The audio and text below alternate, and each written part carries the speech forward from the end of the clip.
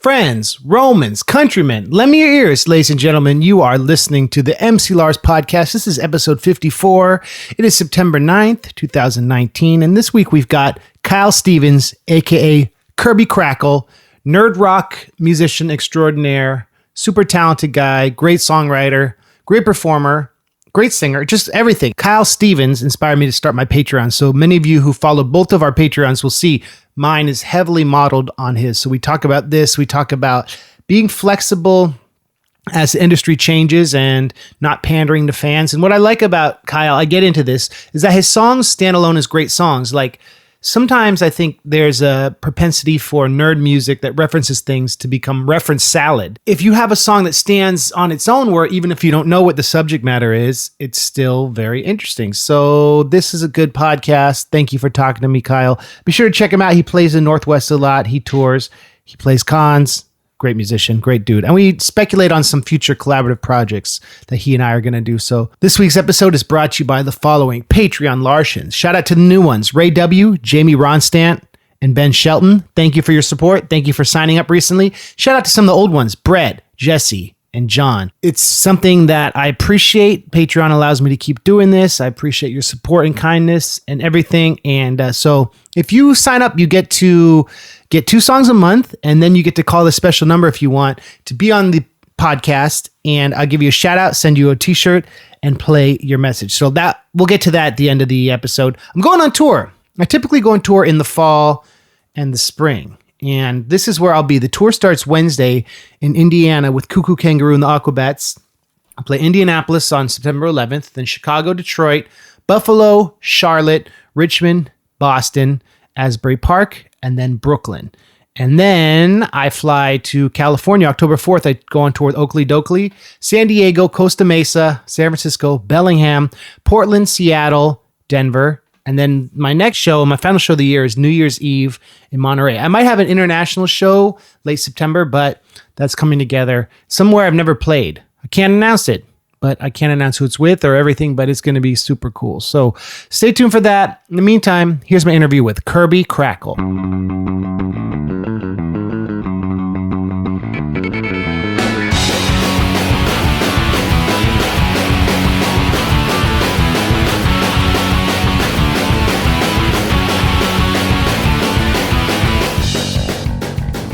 Ladies and gentlemen, I'm here with Kyle Stevens, legendary nerd rock artist from Washington State.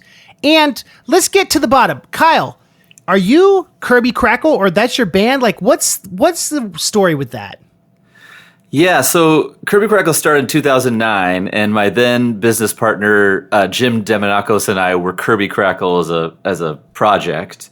And then when he left to pursue other interests with Emerald City and Reed Pop and stuff like that, I became Kirby Krackle. I was birthed anew.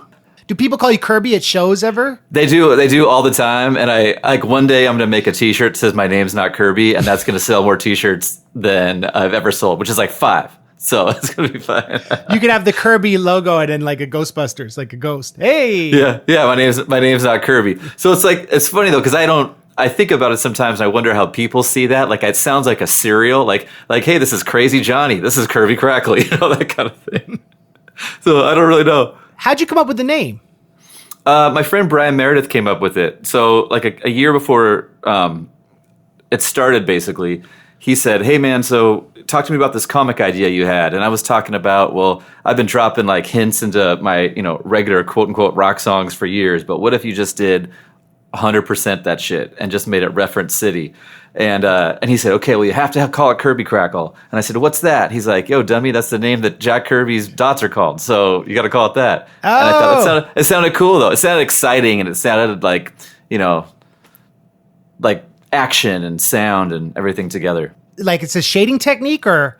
Yeah, I think I always call it like I explain it as a term of endearment. So basically, people just called it Kirby Krackle. I don't think that's what he didn't have T-shirts that he was hustling at cons that said Kirby Krackle on them. So it's a Jack Kirby reference at yeah, it's the a core. Jack Kirby.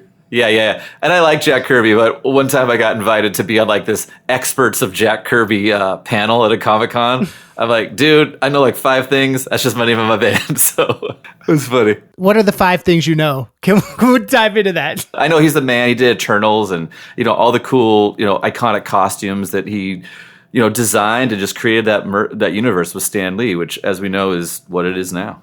Who's your favorite comic book character? Favorite. Yeah. I would say Wolverine, but that's everybody's favorite. I really liked Gambit's outfit for a long, long time. I thought he was super dope and just kind of mysterious. When the Image stuff came out, I really liked Grifter. I actually, you remember Grifter from Wildcats? He was the guy with the red mask. It's kind of, not to get off topic here, but I don't think I've ever talked about this on a podcast, but my sister and I shared a room at a 400 square foot house forever until I was like 12, right? And I was super into comics. Oh, wow. My parents and I moved, and I got my own room downstairs. And I was like, this is my lair. Like, probably way past the age when I should be thinking that. But like, I'm going to be a vigilante on these streets. And I made a Grifter mask. And it was dope. And I've been looking for it forever. It's somewhere in my house. And I made these like little like Black Widow bracelets using basically like rocket engines, like home rocket engines, because I was, going to go out there and fight crime and shoot these things off my wrist, which I would have like blown off my hand, basically. So my mom found that. She's like, we got to reel this in. I was like, or do we? Wait, so what you had like they were explosive bracelets?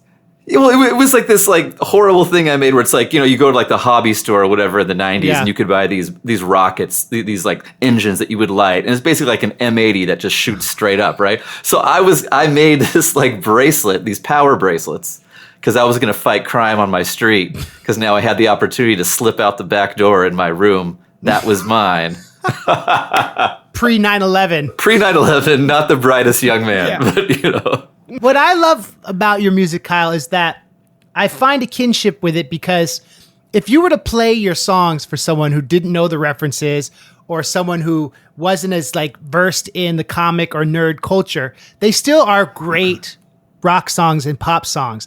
But if you know the references, it has more depth to it. It's kind of like what I do with the lit hop stuff. Like, the hope is like, especially like Villain Song, for example. It's a story. But if you know like everything you're referencing and the tropes and stuff, it has more weight to it. And I think that is something hard to pull off, to do nerd music, but not pander, like specifically nerdcore. I think this happens a lot.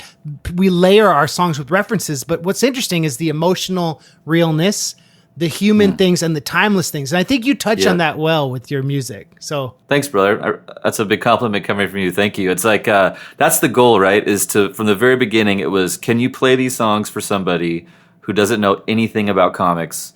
And is it interesting? And does it exist as a, for lack of a better description, can it be a song? And then if you're into all this stuff, you're like, oh shit. And that's the goal without being, as you kind of basically said, reference salad. Like no one wants that. That's like exhausting. And then you've got all your songs packed into one song already. It's like, well, now what are you going to talk about? But the stuff, the human connection, like that's the song. I mean, the songs that aren't, nerd music songs that we all love, those are songs that connect with an emotion. I mean, and that's the best of comics, I think, too. Like, about the Thing, like just wants to be one of the guys, but doesn't belong. Wolverine, what's it like when you live forever and you have to see all your loves and your family die, and that's just part of your life. And so that's what I've tried to kind of dial into and try to make mine. And sometimes I'm better at than others, but I think at the best version of what I try to do, that's what it achieves. I think you put that super well. That's like a great like guidepost. And there's this balance of, I've always tried to find it being topical and timeless at the same time. Yeah. But if it's too like personal, sometimes people don't relate to it. And that's why I love the lit hop stuff, because it's like, I can say things about myself that I'm emboldened as another character, that it's me, but it's awesome through the lens of Poe, or, you know what I mean? So like, that's interesting. You mentioned Wolverine because he's literally timeless, right? Yep. Yeah. Same thing. I mean, with your lit hop, and that's why I think also the stuff that you recently did with Ran, connected with a lot of people and took on a life of its own because it's unique and also it's timeless. I mean, it's with literature that has lasted this long, and it's going to continue to last. And comic books, thanks, man. And comic books are the new It's the new canon, really, and it's Yep. like they're the new Greek and Roman gods. Yep, It's the reincarnation of that. And so your career has spanned you've been doing this for decades, right? I've been doing, so this year we're celebrating 10 years of Nerd Rock with Kirby Cool. Krackle, so since 2009. But so I'm turning 40 in October. And but Happy birthday. Thank you, brother. And I did music forever before then, though. Like I got my first guitar when I was 13, and I had a high school band that was pretty much the same people from like 13 to 24. And that was just like, grew up in the Seattle in the 90s, and like I always tell people, like the combination of when the Seattle grunge scene and everyone leaving Marvel to start the Image movement, like those two things were like right prime at the same time in my world, and it was just like the only things I cared about. I cared about Pearl Jam and Youngblood and Spawn and Soundgarden. Like those are the things I cared about more than anything. And I think that's like the ABCs of you at that young age. You kind of galvanize the things that you're into. I mean, like you and like all of us, right? Like if we're so lucky to get into music or have mentors to teach us things at that age and showed us that you can do cool things, not just mess around, like that can last your entire life, And I think that's why we're always chasing that feeling. And I noticed you have a Pearl Jam poster on your wall behind you. It's still part of you. I do, right there. Right there, right? Yeah, there it is. tight. That it is. I got a couple of them. That's cool. Yeah. So man, being in Seattle at that time, or did you grow up in Seattle or the suburbs? So that I did. part of Washington? Yeah, I grew up in North Seattle in an area called Northgate, which now they rebranded and want you to call it Thornton Place, but I'm a Northgate OG for life. And so basically it's the home of the first mall in America, Northgate Mall, which actually just is getting torn down like this month. But it's like I grew up, I was like 13 and I was reading about the Seattle boom, and I think people who were in their 20s actually going to these shows, the OK Hotel or the Crocodile or the Off Ramp, these iconic places where the bands we were mentioning before kind of took form before they broke out and were embraced by the entire world. That age group who was part of it was annoyed by the attention, but like I couldn't get enough of it. Like the stuff that was in the Seattle Times paper documenting like what is grunge wear. Like I'm sure they hated that stuff, but that was like the only thing that I could connect to as a participant. You were in the eye of the storm. Yeah, I was in the eye of the storm, but I couldn't really, I had to kind of exist on the peripheral with all my little, goober rock buddies who wanted to play loud and didn't care if girls didn't like our songs. We just wanted to like sound like Oasis, that kind of stuff. My mom, she would take me down to like King's Table or whatever store existed before Target downtown to get house supplies. And I was living in the world where it's like, heroes are real, and also my music heroes live in this town with me. And I would be thinking I would see Eddie Vedder at like, Costco or something like that. Right. It was just like magical stuff. It was like a magical time growing up for me. Well, and we're roughly like the same age. And so like definitely not Generation X, like whatever you call the in-between generation after that, right? Yeah. There's like the in-betweeners, and there's a name for us. It's like, I think it's like in-betweeners or something. If you're like 78 to like 83, we're still adaptable to technology, but also we remember like Channel 9. You know what I mean? Rocking some Channel 9. And we remember a time when, a time before you couldn't just record a song and then put it up for the world to hear. Oh, hell no. That didn't really happen until mp3.com and that whole thing. Yeah. Which was dial-up. Yeah, it was dial-up. We had to do stuff. Like I remember when layering tracks was something that was accessible to us versus, the first record my buddies and I did, it was like in 1992. And it was like New Year's Day at some guy's like house in West Seattle. And we showed up and he had a jet red mullet and he was wearing Kiss boxer shorts, and he opened the door and we're all like these eager, like 15-year-olds ready to go. He's like, oh God. But we recorded all day at his house, and it was just like crappy take to crappy take, but we did it. And we walked out with this thing that we were so proud of. But then we had to like burn copies for our friends and make cassette tapes, right? Like the Daniel Johnston thing where it's like, this is a special version of my art, and each tape has a different little design, and you handwrite the labels, and it's cool stuff. And it's like I see people doing that with USBs now, where like I think playlists just on Spotify or Apple Music are like a natural extension of that. Yeah. But as you know, when you would give a homie like a mixtape, or a girl or dude that you liked a mixtape, it's like this is something that you put in time to, and you used some colored pencils and some marker, and maybe you smudged a little bit and had to rewrite it again. But that was like gold, man. Well, and speaking of how everything's evolved, I have you to thank for this. and you turned me on to Patreon. We had a talk at the did. El Corazon, and my Patreon is basically I copied how you set yours up. So I just wanted to say that, like, it's all good. You inspired me, and like, yeah, everyone should follow your Patreon who follows mine, because I base all the tiers, even the phrasing, like directly. I could say it's homage to you. So thank you, man. Thanks, brother. Yeah, you're welcome. Yeah, it's like, I think Patreon's so cool for people like this. It doesn't, when I first started, I was like, okay, this is going to appeal to all my fans. And I don't know what your experience is, but it's like, like 10, 15% maybe of like my fans do it. But those are like the hardcore, Kirby Krackle community people who, want to hear the weird shit, like the stuff that isn't like appropriate for an album. But I'm about to do a 90s R&B song about yogurt. Like, you want that? Like, you're going to get what you get, baby. Like, it's coming out. It's people who are just ride or die. For Kyle Stevens. I'm so thankful for that. Because, I mean, it's allowed me to continue. You got the hustle. We all got the hustle to keep doing this full time and making it happen. And it takes pivoting.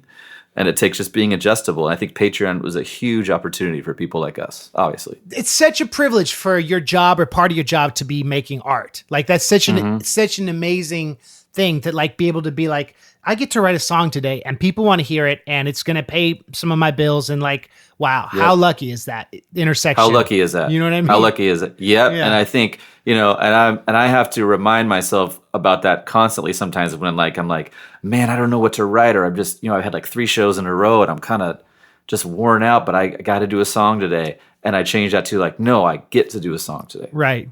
This is awesome, and like, try to make something that I would want to be surprised about. I kind of think about it like movie trailers, how when you didn't used to see movie trailers, but all of a sudden you went to something, and it's like, oh, The Rocketeer's coming out next month. It's like, what? Like that element of entertainment surprise, I think can still exist in something like Patreon, where like, there's not a hype for a single for like a month ahead of time. You just get this cool thing in your inbox and hopefully you're down with it. So I personally am always searching for things like that. So I try to create stuff that I think people will enjoy in the way that I would want to receive that.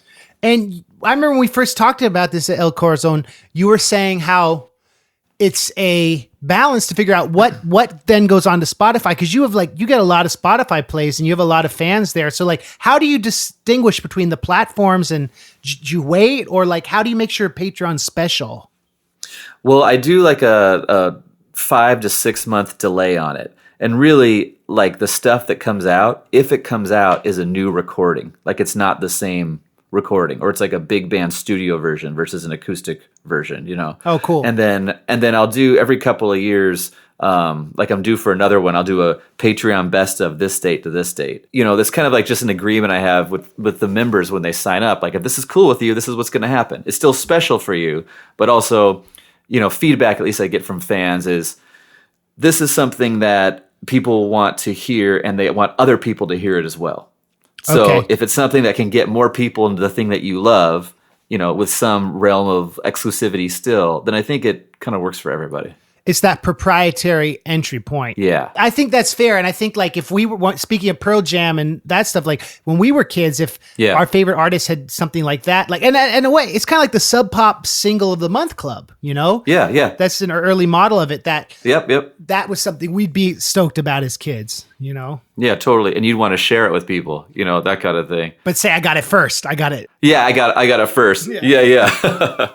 So, and to date, man, I think I've put out like 109 songs on Patreon, and like, congrats. Thanks, man. And the public's only heard like, maybe 12 or 15 of those, They're not all bangers, but there's some bangers that the public hasn't heard that I'm just going to keep there and pull out on tour or something like that, Yeah. Like weird parodies. And it's where I kind of get to be like my true self in a lot of ways. I find more and more with music. You're one of the only artists I know. You're actually the only artist I know who's ever opened for Weird Al. I didn't know that until like 6 months after I did it. People are like, do you know you're the only artist to open for Weird Al? I'm like, well, that can't be true, but I can't. I look periodically and I can't find someone else who did. I'm like, that's really weird.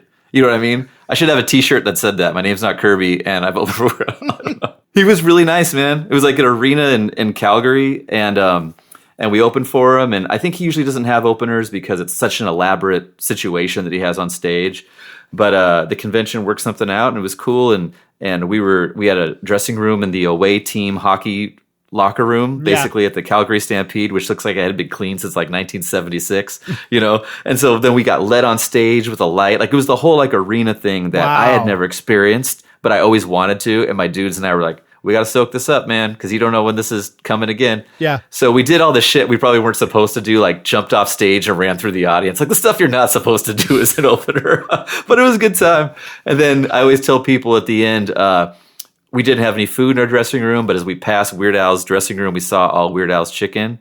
And we ate all that Weird Al chicken while his band was playing. Because you knew he was a vegetarian, so he wasn't going to be mad. Yeah, but people had some diet. I was like, who cares? It's going to be good. But it was really fun. And he came out during sound check, and he had his Hawaiian shirt on, and his curly hair he just got out of the shower, so it was still a little like, it wasn't crimped up all the way yet. Yeah. And he was like, hey guys, I'm Weird Al. As he puts his hair behind his ears, we're like, yeah, no one looks like you. Like you're that dude. Like you are like the best Weird Al cosplay, if not Albert. That's awesome, man. And how was the reaction from his fans? I'm sure they loved you guys.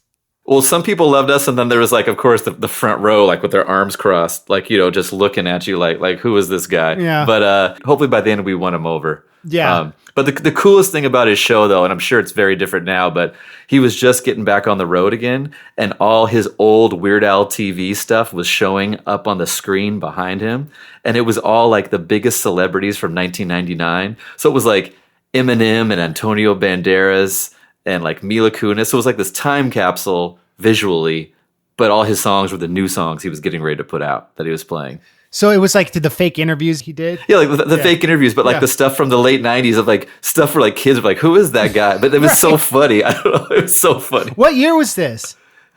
This was 2013. Oh, wow. Recently. Yeah. Wow, that's cool, man. We've played together at least, three times? 3 or 4? 3-4 times. Yeah, we've been at the same festivals a couple times. This is the most you and I've like ever talked though. I know. Right? Like yeah. So I was looking forward to that. It's always why a band is playing. Played with a merch booth or like, hey, good to see you, dude, or people loading cars and stuff like that. So right.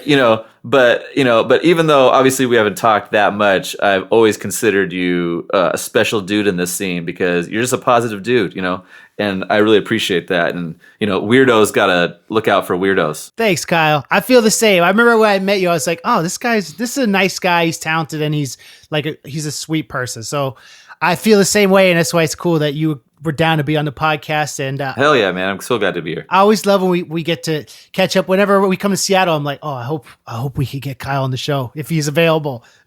Well, I'm so happy when you guys asked me, man. Yeah, last time we had a lot of fun. We played near the Space Needle, right? It was like we played the Vera Project, yeah, which is a long... That place is dope. It is dope, and it used to be in a different spot, but it's like, there was this thing, I don't think it's around anymore, but the teen dance ordinance, which meant you couldn't have shows past a certain time, and basically, it was like in the 2000s or late 90s, early 2000s, and it killed like the all-ages music scene. So the Vera Project was one of the first clubs to really pick everything back up. And then they teamed up with KXP, which is the local indie radio station, and now they're just like the golden kids of the scene with as far as all ages goes. So it's a cool place to play. The staff was very positive, and there's all sorts of like cool zines on the wall. And what I love venues where you have like massive, well lit merch area. That's like heaven for artists like us because we have so much swag. We need to display it all. It's like a comic book store, Yeah, it's like, hey, could you sell this out of the third sink to the right in the men's bathroom? Would that be okay with you? Could you put your poster on the paper towel holder, please? It's like it's nice when a venue respects that. And another cool venue we played was El Corazon, but we played the smaller room. We did. What's this? Do you know what that room's called? That's called the Fun House, which used to be a different venue, but they all teamed up. So that whole El Corazon is like big for like metal bands and bands like Guar and bands like, what's that rap band that dresses up like McDonald's characters? Max Sabbath. Yeah, bands like the ICP, vein of stuff. Yeah, Like I know that's your Pearl Jam as far as I think. ICP is your Pearl Jam, unless I'm wrong. Yeah, but those kind of touring bands play through there. But actually, this whole thing happened where that whole area is going to get renovated. Paul Allen, when he was still with us, he purchased up all this land and Amazon. Everyone's in there. That area used to be like shady as hell. still a little shady. It was called the Off Ramp, right? That It club? was called the Off Ramp in the Yeah. 90s. Yeah, I think that's where Pearl Jam played their first show. Oh, as long as we're on wow. that topic. Yeah, so that pole was always there, right? And so that whole thing is going to get torn down, but the owner of that place worked a deal where when they build like, you know, the 70-story condo or whatever, he's going to have his venue redone and put in the bottom there. Oh, cool. So it's going to be like clean, which is going to be a little nicer, but hopefully they'll still make it look like it does, you know, because there's something just kind of grimy and cool about it now. Well, and maybe better lighting in the merch area. I don't know. Yeah, you know, and hopefully keep the toilets with no doors on the stalls, because why not? You know, it's fine. So they're gonna have they raised the building? Or have they destroyed They haven't yet. No, it's gonna be like in the next couple of years and stuff like that. But it should be cool. I mean, it's cool. They're gonna put a venue back in there. That's so cool. that venue's been around for a long time, and you know, Showbox recently went through the same thing. But the whole campaign of Save the Showbox has been around since the 50s. It's just a massively cool place for touring bands to play. I played there a couple times, and it's just this cool ballroom, and I think the same thing's going to happen there, where they're going to keep it. But yeah, Seattle's going through a big change right now, man. It's kind of like, it's interesting. The 90s are quote unquote back, I think, and for a lot of kids who didn't experience it, that fashion, that music's kind of coming back. And so with that, it's kind of raising awareness for a lot of these venues that are, you know, about to get the hatchet, but people know it's from that time, and we got to keep them around. And that's interesting, man, because there's so much history. I mean, obviously all the grunge stuff, but Seattle goes back, like Paul Revere and the Raiders and like all that stuff. Hendrix, right? Wasn't he from Seattle? Kingsman, Hendrix. Yep, Hendrix. Yeah, buried in Renton. You can go to his grave next time you're here. So Seattle, you know, and there was like a big blues R&B town. Like Ray Charles was here, you know. Escaping my name now, the guy, Quincy Jones. Oh, wow. He was a scenester here. So all those dudes started here. And then Seattle, you know, got really punk, and then the whole kind of like quote unquote grunge thing happened, and now it's just everything. Like everything is here. It's like Liverpool being a port city, right? Yep. All culture comes in there, but being a port city that's not like San Francisco or like kind of, it's a little out of the way, and that allows things to foster on their own and kind of have its own scene up there, which is like really dope. And I think a lot of people think that, you know, a lot of the Seattle songwriters came out here because there's nothing to do around here in the winter when it's just pouring all the time. You know, people like, you know, dudes and chicks just learn how to play guitar and write songs, and then you come out with your albums like in the spring, you know. So it's like birthing the albums in the spring. Yeah. Do you know that strip Buddy Bradley? I don't. What is that? It was in a comic book called Hate, which was like an underground indie comic book. Okay. But he manages a band, and it's this guy's life. He comes from Jersey, and it's his life living in Seattle while it becomes this like central point of underground culture. But it's interesting because he started the comic before all that happened, and it's like how the character responds to it. But it's I really recommend it. It's cool. Okay. He's very Crumb inspired, and it's little like it's kind of adult in some ways, but it's well drawn and it's funny. And I think he talks about how this character is more of a fan of like the R&B and the rock stuff. But he ends up managing this grunge band because he makes money. It's cool. It's a cool comic. Cool. I would love that, man. Yeah, I'm always looking for stuff that is, I mean, obviously superhero comics will be my jam forever, but you know, stuff like, you know, Southern Bastards, or that book that was put out a couple of years ago about a football team in the Midwest and the drama going on there. Stuff like that Image does, I think, is really cool. I don't know that one. What's it called? Yeah, it's called Southern Bastards, I believe. So it's basically about a Midwest football team and kind of like the Midwest kind of mafia that runs this high school football team, and they got to win by all means necessary, and the drama that kind of follows there, and them getting away with murder, and then people sticking up for themselves. But it's just kind of a nice breath of fresh air. It's stuff like The Walking Dead gave us, you know, when that was still around, I think. Like real people in a non-traditional situation, right? Correct, with dope art and everything. And I guess that's kind of why Watchmen is so, in a way, so lovable, because it's these fallible characters who, correct me if I'm wrong, they don't have superpowers, right? They just fight crime, or am I wrong? Watchmen, I think some of them do and some of them don't. Yeah. You know, it's kind of like a boys kind of thing. It's been a while since I read it, so I know there's a lot more people who are Alan Moore fiends than I am with that. But but there's some like real fantastical stuff, and then there's more people that are just kind of out of their mind, but they're still doing it too, so people link up and shenanigans happen. What were the first comic book heroes that were like human and kind of imperfect? Like, what would you say is the origin of that? Well, I think it's kind of around that time I was talking about when I started reading at like 11, 12, 13, and the dark 90s stuff was coming out, right? Yeah. Where it's like, Death Blow, Death Blow by Jim Lee. And he's like this Vietnam vet guy who's just tearing everybody up, and Punisher and Punisher War Journal was going on. And even like the Youngblood stuff by Rob Liefeld, where they're anti-heroes, or they're not in a tower, they're working as special ops. I think it was like around that time, kind of like 90s. And I was like, I'm down. Like I was 13. I'm like, I love all this shit. You know what I mean? And I would read Superman then, and I'd feel like it was kind of corny. But I think, I took a break from comics like for like 2 years or 3 years in my teens, because I was just so into music and just soaking all that up. And then when I got back into comics kind of late teens and continued till now, I think I found a place in my heart for Superman and Batman and the traditional guys who are like, want to do the right thing. And especially as the world changes, I think there's something really appealing still about the person whose main moral focus is do the right thing. Truth and goodness, it's all relative now, right? I mean, that's the tragedy of where we're at. Would you say Batman was maybe one of the, because he has some sort of, he's not perfect all the time, right? He makes mistakes.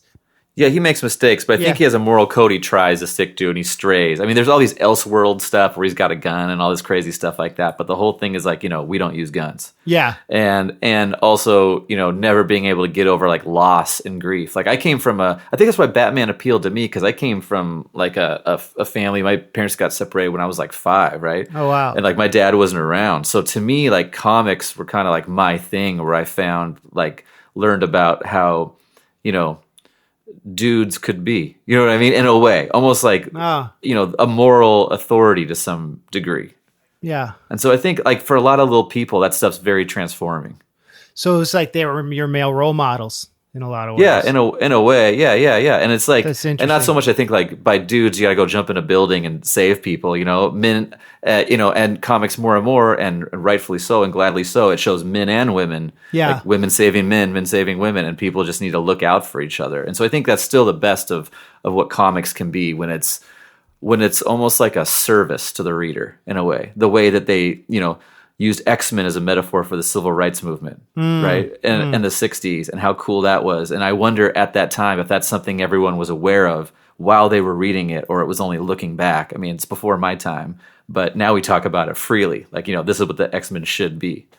I think, man, you tapped on something awesome, because I think great art can have political messages and have emotional things you learn about, but it doesn't hit you over the head with a hammer. You look back, and that's the whole balance between art and commerce. And I think like talking about how the 90s kind of reshaped our vision of comic book characters and what that meant.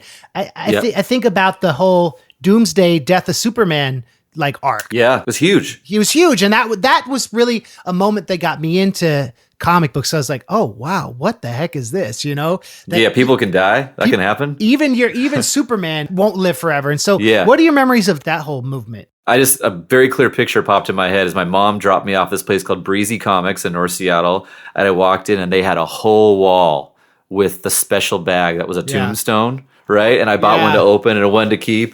And it's like, oh shit, Superman's dead. Oh man. I guess the store's going to have to shut down, because I don't know. That's it. I know. I guess comics are done. Well, that was great. Marvel realized they had to be edgy and kind of compete with Image and all the indie comics of that era. Yep. I guess. Yeah, right? Marvel Knights came out then. I think it was shortly after that. Was that when Quesada and other people were doing like Daredevil, Punisher Marvel Knights. I think, who was it? Was it a Spider-Man Marvel Knights? But it was like a little darker, a little grimmer. And that's when I got into stuff with Daredevil. Yeah. And I remember loving Ghost Rider. Yes, Ghost Rider was a part of that too. So the Marvel Knights. So I hadn't heard that term before. That was like the new kind of characters from that era, or how would you describe it? Well, they were around, but it was kind of like I kind of put it. I know some dudes listening right now like no, but in my head, please tweet us to correct. Yes, please tweet us why I'm a jackass. So it was kind of like the Punisher, pre-Punisher Max, basically, not super violent like that, but it was kind of. I remember it as kind of being a darker, kind of more Hell's Kitchen-y, non-gentrified New York. Right. Where like bad stuff's going down, just open your eyes and turn your head, and there it is. You know, and like the story arcs with, you know, battling Jack Murdoch and Daredevil going through his psychosis, stuff like that, and Typhoid Mary and all those cool things that were really dark, but also really simple and cool. Yeah, that's comics became, I think they realized that adults were collecting them, so you didn't have to just appeal to the kids. Like the kids who grew up in the 50s were now adults, right?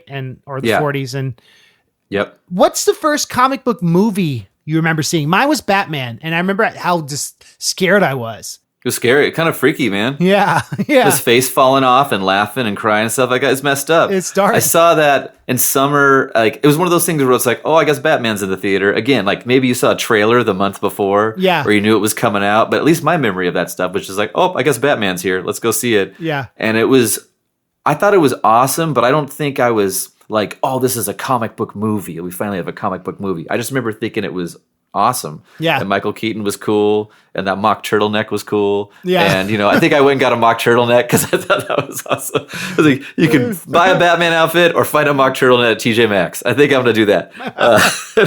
And so I remember thinking like The Rocketeer was really cool at that time because that came around the same time. Yeah.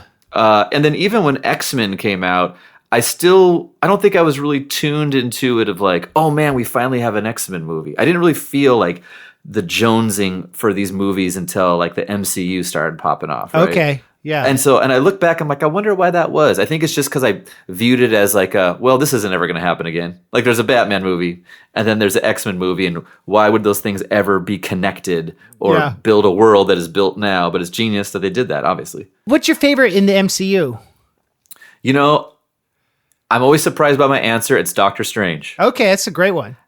And I'm not like a huge Doctor Strange fan, but I just love the metaphysical stuff going on in there. Yeah. And I love that. I love the way they did the sparks with the hands and just the trippiness of it. I feel was just like a breath of fresh air and like came at the right time. The visuals are awesome. Visuals are nuts. Yeah. And I'm big into like, you know, I'm big into energy work and meditation and stuff. So to me, when he turned, you know, he tuned to the Chosen One. He goes, how do I get there where you are here now? Like, whereas I used to want claws, like now I want that. I'm like, yes, teach me that. Teach me that. Teach me how to do spark hands. That's what I want to do. That's dope, Kyle. That's cool. Yeah. It's funny how we relate to other characters or different parts of like the universes we love as kids. As we get older, we're like, oh, I relate to that guy. I relate to that woman more. Yep, totally. Yeah, what's your favorite? My favorite is probably First Avenger. First Avenger? That is awesome. The 40s take and everything. Yeah, because it's like, I love when the comics reflect history and the history informs the comics, but it adds something new and tells us something more about ourselves. And I love the arc Captain America, like not to, you know, I guess we'll talk about it. We might spoil some of it, but like that he has this notion of how America should be, what patriotism is, and then against like the new changing view of that, especially like in Winter Soldier and stuff. Like I love the origin of it. And I love this idea that he could have theoretically been a real person from history. And that's cool. And I love the whole effects where when he's like the young guy before he gets the serum. Yeah, they did a great job. It is awesome. Yeah, and I'll take that back. I say Doctor Strange or Winter Soldier. Okay. I remember like walking out of Winter Soldier. I'm like, dude, that's not a superhero movie. That's just a dope movie on its own. Like that's just its own thing. Yeah, and then of course it stand out, right? That's a lot of people's favorite, I think, is the Captain America movies. Really? That's interesting. Like the more and more I talk to people, like people who aren't even really into superhero movies but love Jason Bourne and stuff like that, they're all about the first Avenger and Winter Soldier. I think we're dying for a reason to love our country again. I know. I'm like, please be real, Captain America. Go tear fools up. Do it.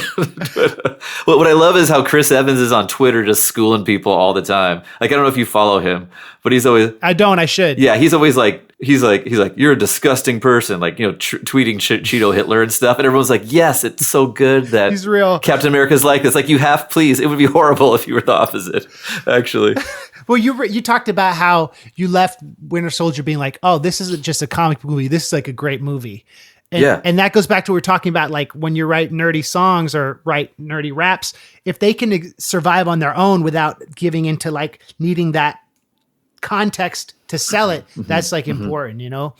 It's totally, man. Just even in the past year, like I've been doing this for 10 years now with Kirby Krackle, of course, music longer, but the way that our industry has changed so much in terms of, in 2009, it was still niche to go to a Comic-Con, right? Like I remember New York Comic Con was the first one I went to, and that's where I debuted the self-titled record. And it was so cool, and I felt like I was part of this emerging thing. And now it's still cool, but it's different. It's everybody's, which is great. Like I'm glad it's everybody's, but I'm always still trying to retain like what's that little thing that we can do that is new, or what is, it's the same thing I'm sure you're chasing. Like what is the new sound I can do? What is a new angle on something I can take? When the movies have already covered so much. And of course, just because the world loves the MCU movies doesn't mean that they love comic books as much, because of course that would have transferred and comic stores would have been rich. Yeah. Unfortunately, that didn't happen. So that's the struggle that's ongoing, I think, for the industry is to connect those two things. Like reading is cool. Do you love this shit? Well, guess what? Here's like a treasure trove of all this amazingness that you're going to trip over if you just walk in this door. And basically, you'll be able to appreciate the movies more by reading these anthologies. 100%. I remember at the beginning, speaking of Winter Soldier, at the beginning when I think it's Winter Soldier, he's writing down things to check out. And one of the things on the list is Nirvana band ? Yeah. It's like making a list of the canon of American culture that Captain America has to catch up on. Right. Yeah. Man at a time. And that's cool. I think that's like a cool, like, symbol for when you first get into a genre or a scene or comic books. There's always so much to catch up on. And so like his passion is kind of infectious, and you hope that fans of the culture who go to cons and stuff still have that passion, make that list to see the music side of cons. Like when we play at cons, I always want to think that it's growing, but I also think the music, I don't know. I wonder if you've had this experience, if the music experience at con after parties or at the cons is different than it felt 10 years ago, or is it still the same excitement? Like, what do you feel? It's a complex one for me because I'm so close to it, but it really helps me when I talk to people like you, and it's like, it's people who do this, right? The weirdos like us. Right. So I feel like people are still discovering what we do. And I feel like that's bizarre in some ways because we've been doing it for so long, right? And like putting ourselves out there, but also awesome because someone's like, hey, I just found you, and oh man, you got 10 years of music. Like that's a cool thing, right? Like it's just like basically like stuff that you already did and it's new to you. So that's great. I feel like maybe in like 2013, 2014 was this kind of pivotal moment where before a lot of the conventions sold on the individual level to like the bigger conglomerates, there was like a place, I think, to really nurture nerd music as part of the all-encompassing convention experience going forward. Yeah. Not to say that there aren't ones that still try to do that. But I think there was like this thing that was happening where there was getting cool coverage from MTV Geek and a lot of kind of stuff, at least in our situation. I saw stuff with you and, Ran and the Double Clicks where conventions could have involved us more on an official level. But and though that didn't happen and sometimes has been disappointing, the fact that we all just keep grinding ahead doing our own thing is also very cool as well. And I think that shows people like, some years it can be an official Emerald City Comic Con event for Krackle Fest. Yeah. Some years it's on my own. The quality that you get is not representative if there is convention support, right? Because we all want to provide the experience from our fans. So it's almost like everyone's growing in their business as we all are as artists, but we're all still indie, like indie till you die almost. Right. We don't need the cosign. Yeah, you don't need a cosign. Yeah. What's your experience with stuff like that? I mean, it's interesting, man, because I have fond memories of Comic-Con, playing the after parties and stuff. I remember seeing you once, you played before Kevin Smith did his interview. Yeah. And you gave me a shout out from the stage. That was awesome. All right. I think that it feels like the music has become more of a side note, and it's the after parties have become more unofficial. And as this is not a bad thing necessarily, but as mainstream people, the movies and stuff have brought more people into comics, they're not so interested about the niche fan art musical side of it that comes along with it. And so what does that mean? We have to double down on like the unofficial events. And if we get asked to play like an after party, make it big and not let it worry us. I like your approach. You just become twice as indie and twice as passionate, and the fans are there. But 10 years ago, I remember Comic-Con San Diego, we were handing out flyers for the Nerdcore after party. Correct. I can't imagine doing that now, printing 1,000 flyers and handing them out. Those will all end up on the floor, you know? I agree. And it's like, I wonder as people are listening to this, as the listener, I would hope it doesn't sound like we're bitching, because it's not. I think we're just acknowledging a truth. A shift in culture. That has changed. A shift in culture that maybe we haven't talked about publicly, because it's just, why would you, right? Yeah, in a way. But I agree. Like, when we did, like 2009, 2012, I did Comic-Con after parties, right? And around 2012, it was very clear to me when at San Diego Comic-Con, there was a bar who wanted to charge us $4,500 for an hour set at their bar that they probably couldn't get people to want to book other than that. I was like, okay, there's something going on here, in a way that is not as taking advantage, I guess I should say. And again, it's not the scene in every convention at all. Yeah. But I agree. Where is your time and your effort and your ability to connect with fans best spent?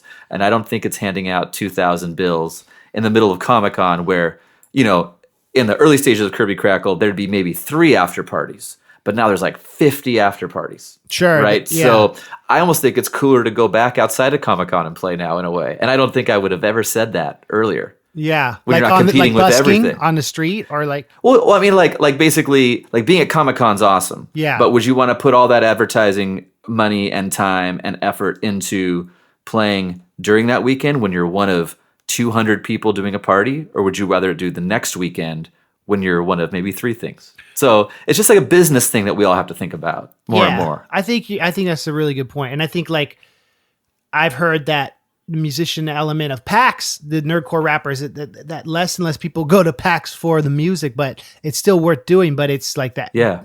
Like I like playing Seattle when there's not a big thing happening that weekend. And I think it's such a better experience for fans when they go to a show and there's enough other people there for them to feel comfortable. If you come to a show and it's like not a lot of people and it's an empty bar, it's just weird for everyone. It's still fun. It's weird for everybody. But it's not as exciting as like picking the right acts to play with and doing it and making it an event. And I think that's, the whole thing about finding community in the nerd music scene is super important. It's like, goes back to the punk rock stuff we were talking about, a scene, which I hope 20 years from now, 30 years from now, we'll all still be doing this, Dude, I think about that all the time. I look back, and sometimes when stuff is, I'm sure at different points in our career, we've all had moments where we're like, man, what is the next step? Is there a next step for this? How does this work? Like maybe you're burnt out and maybe you just need to step back and then come at it from a different angle. Everyone goes through these ups and downs. I don't think anyone's career is straight up. I know mine hasn't been. Mine is weird little detours and getting back on the train and going up. Yeah. But I really hope, and I think we will look back at this time and, like you said, hopefully still doing it, to be like, man, that was really cool shit that we all did and are still doing, and look how much that we learned from all of that. And I think the thing that is, I saw this hardcore band. I forget what they were called, but on Warped Tour they had a shirt, and it was like a guy stage diving, and it said, "You count your money, I'll count my friends." I thought that was like a cool. That's really cool. Like the friendships, the experiences, and I'm sure you've had this too. I bet there are fans you've met over the years who have, in a way, have become like your family that you see all the time, and they're like your fans become your friends, right? Totally, man. It's really cool. And especially around here in Seattle. And I have like kind of this community in Calgary. And then like I just played Boise. I added that late to my tour, and I had no idea like it was going to be cool at all. I just was coming through. It was like one of my biggest shows of the tour. I'm like, well, this makes no sense. That's dope. But this is awesome. You know what I mean? Thanks, man. But it's like people that I've seen online forever who I just kind of think of like family, like stuff. And I'm sure you do this, of course, as well, where it's like people will be, coming to a show, and I'm like, well, I better have a T-shirt that I know is that person's T-shirt because they're gonna want one, like a size, or like stuff like that. Like we gotta take care of our peeps, you know what I mean? So it's just like this energy exchange, and I think more and more what we do is almost like a service provider, right? Like I think we're like providing a fun experience and love and interaction, and don't we need that now more than ever? Experience, like I used to be so worried. I mean, in like early days, like MySpace, like what are my MySpace plays? It's like, now I'm like, who cares?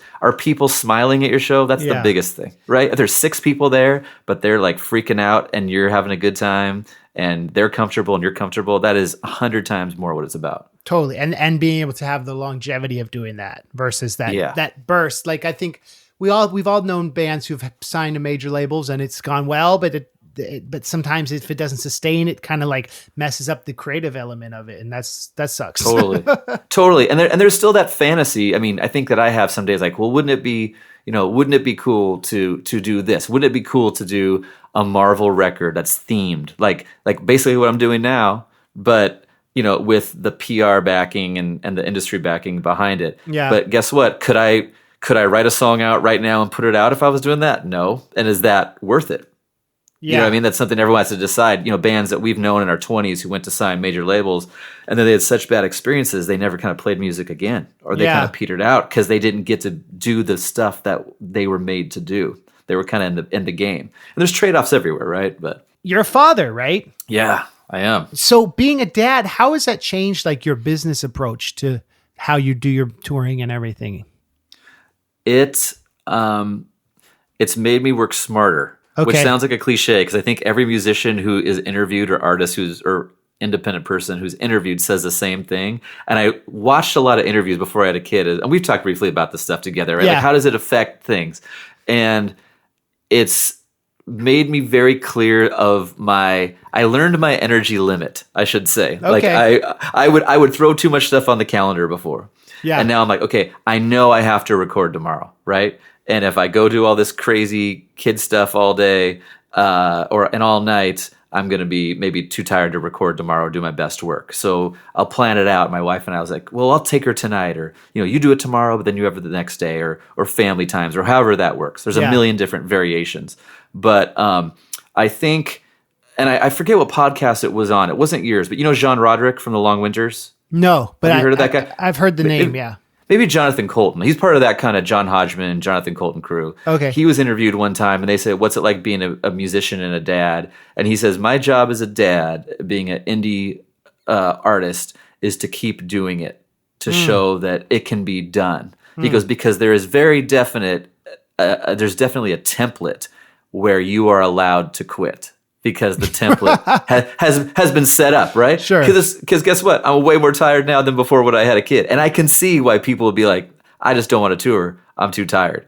But that to me isn't an option. Like I want to do it and my life needs that. Yeah. So am I as free to just go off for weeks and weeks at a time as I was, just flippantly? No. Can I still plan all that stuff and do it? Yes. Cool. So yeah, so it's working. And I met my wife when I was just starting Kirby Krackle, so she basically knew about this deal from the very beginning, and she knows that it fuels me. Like I'm sure Ash knows, your music fuels you, and I think that people who care about the whole person know that we do what we do, and everything else will figure out a way to fit within that. Yeah, that's good, man. And having had momentum before is a big.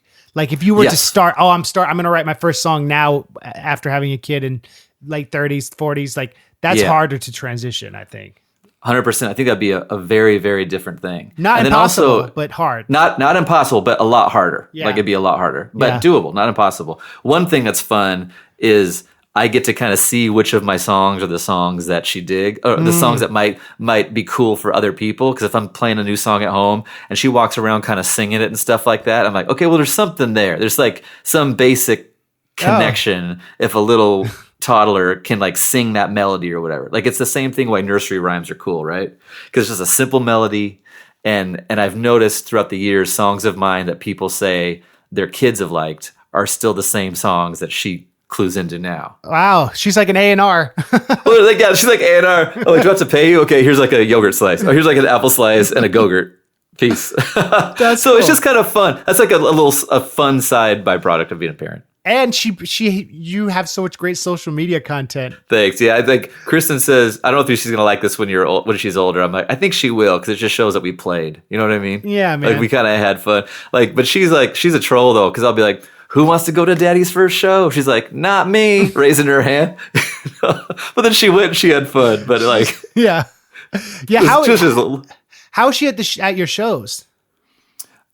The first one, she just kind of looked and kind of like scrunched her face up, trying to understand like what's happening. Yeah. Right. And I kind of got that was going to be the deal. Yeah. And then one was a little too loud. And then a couple months ago, there was one in Spokane, Washington, where she was like, "That's my dad. That's my dad. That's my dad," the whole time and stuff. And then I was like, yeah, that made me feel another level of like, man, I got to perform well for baby girl now, So Not all heroes wear capes. but all heroes wear jean shorts. No.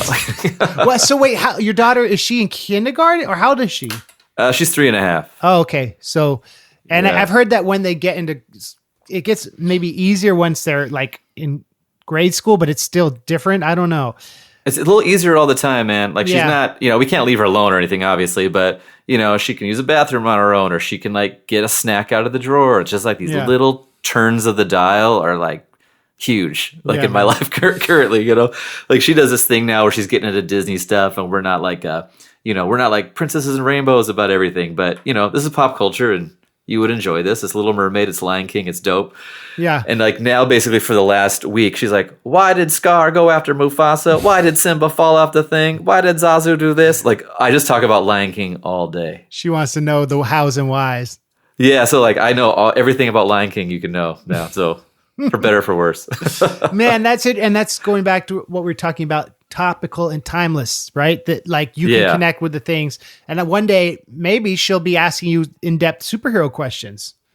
That'd be cool, man. We went to the comic shop for the first time, and she got this like Black Panther, age 4 and 5 appropriate comic where there's not really violence, but he's helping someone from the weather or whatever like that. Yeah. And she's like super into it. I'm like, oh man, this is like a vision of like the fun we could start having together, And like she changes words to songs, and I think she hears me do that a lot. So we call her like the queen of parody now. And she's just kind of, it's going to be interesting to see who she grows up to be.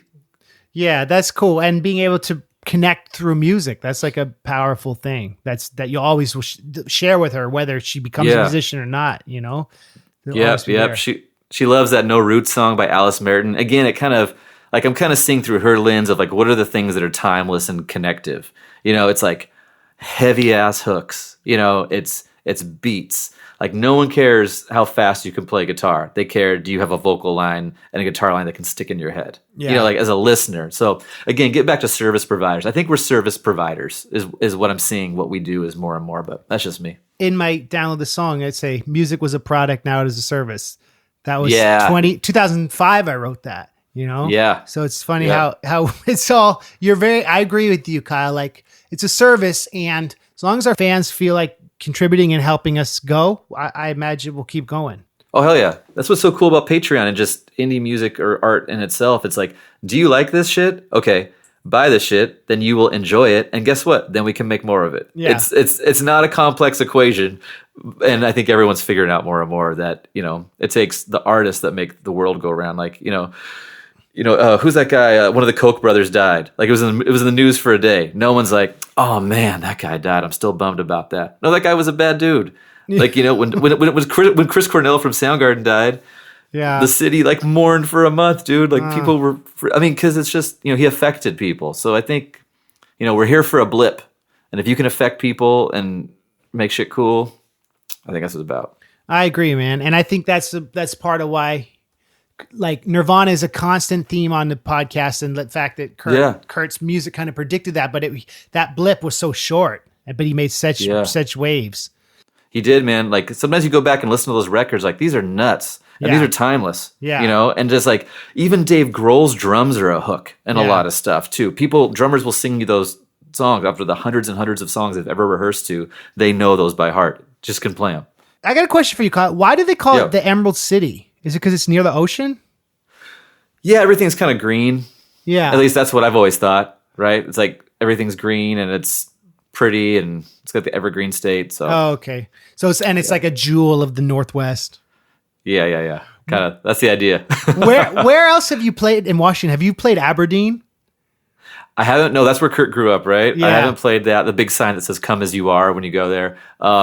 I played Spokane, was Eastern Washington, Tacoma. I played Olympia? right at the border of. I played Olympia, where Sleater Kinney's from. Yeah. Right at the border in Bellingham and Bow, Washington, Blaine, Washington, up there.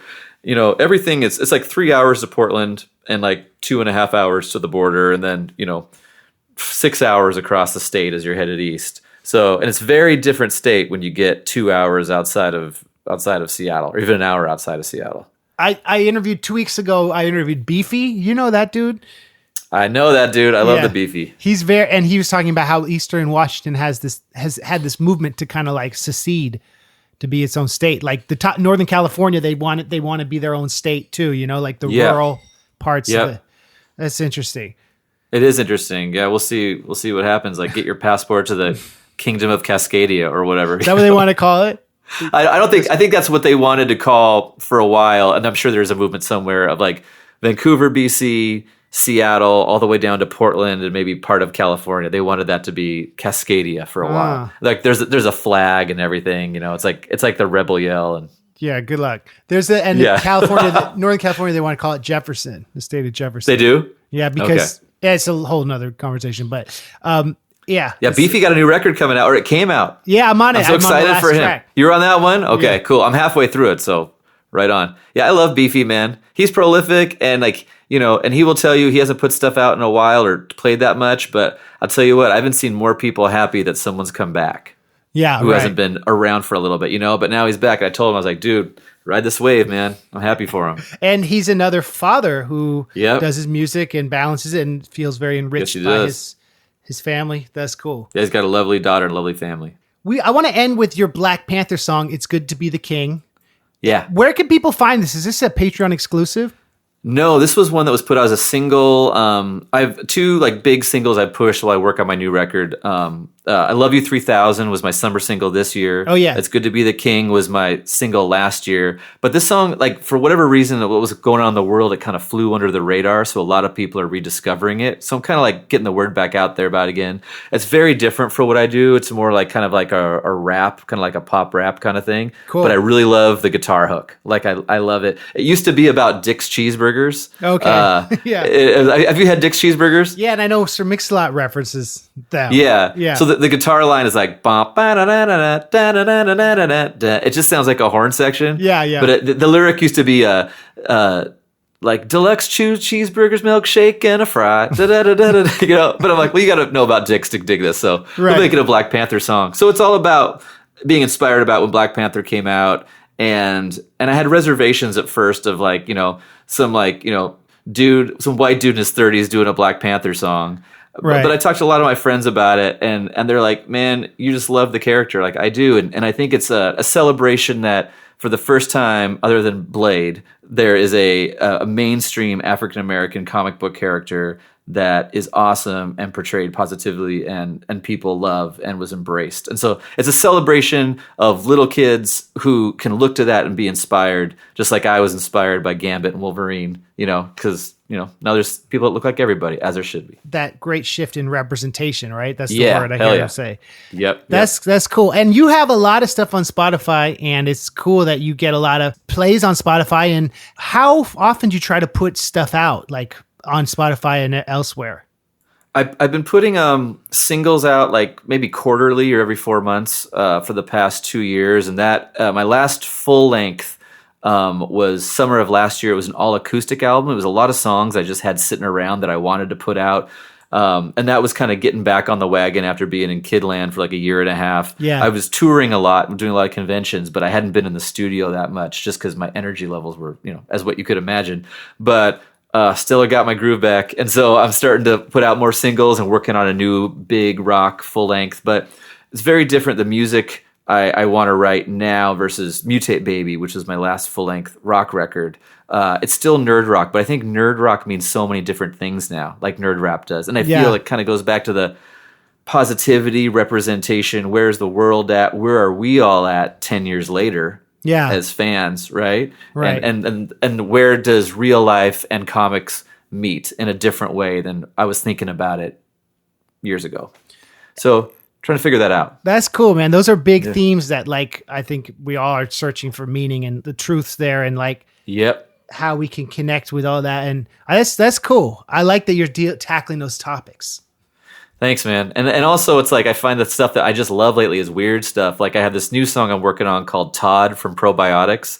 It's about being at like a yogurt convention and meeting this guy who won't like leave you alone. And like for some reason, like that's the stuff that inspires me. It's just like weird stuff that maybe no one will like, but there'll be like 3 people will be like, yeah, that's my favorite song. Is that a true story or is it made up? It's a mix of true story and how maybe I've seemed at Comic-Cons when I was not doing this before. Yeah. And just basically just like this guy is like, you know, talking about got a trunk full of Yo plays and wants to know if you want to kick it. Like just weird stuff. So, yeah. Sometimes the weird stuff is the best stuff. You know? Yeah. I mean, often that's the case. It is. So your Patreon is patreon.com/Kirby Krackle. Yes, sir. Yeah. And same on the social media. Correct. Kirby Krackle Music, pretty much. It's Kirby Krackle on Patreon and Twitter. Kirby Krackle Music on YouTube and Facebook. And it's Kirby Krackle Music on Instagram as well. Well, I appreciate you taking time to talk, man. We'll end with this jam. Dude, hell yeah. It's so fun. I know. I would love it. We're going to do a collab someday, man. It's going to happen. And this is really fun. I would love it. I would love to perform with you anytime, anywhere. I'm there. Me too, man. That would be cool. We're a good combo. Combo platter. Well, thank you, Kyle. Everyone check out this jam, and hopefully I'll see you soon. All right. Peace. Thanks, brother. Thanks, bud. Bye.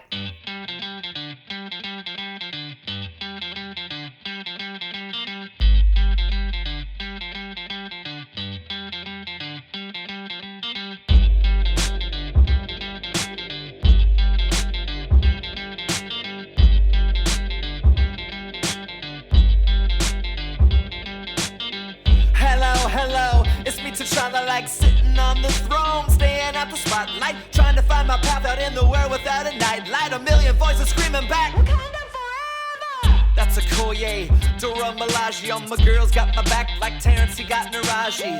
Elite squad of strong female warriors, and any man who steps to them is bound to feel sorrier. Path of the Panther, I didn't ask for this, but it's a birthright, yeah, I was born for this. And here's the punchline, y'all are new to this, I'm from a long line, hear my ancestors whispering. Knock, knock, knock, that's the world at the door. Want what we got, cause it always wants more. Tell it eats its own arms, so I keep my head high, eyes closed, heart full, put my claws to the sky. It's good to be the king. It's good to be the king. Keep the money and the power and the fame it brings, cause at the end of the day, it's good to be the king. It's good to be the king. It's good to be the king. Keep the money and the power and the fame it brings, cause at the end of the day, it's good to be the king. Ladies and gentlemen, this is your pilot speaking. As we descend into Wakanda, please lift your tray tables up, put your belongings under your seat and above the storage bins, and finish your drink. That includes you, Mr. Stark. Sometimes a warrior falls, but not today. I came to win, I came to play. Vibranium coursing through my royal veins. Yeah, that's the same thing thrown around by Captain A. I'm an Avenger, but only part-time. I do my best work on my own time. Sister in the lab, smartest in the world, set her brother up right nice, so I make it back every time. Knock, knock, knock, that's the world at the door. Want what we got, cause it always wants more. I got my heart-shaped earth, you hear these heart-shaped words, and if you're sitting on the throne, put your claws in the sky. It's good to be the king. It's good to be the king. Keep the money and the power and the fame it brings, cause at the end of the day, it's good to be the king. It's good to be the king. It's good to be the king. Keep the money and the power and the fame it brings, cause at the end of the day, it's good to be the king.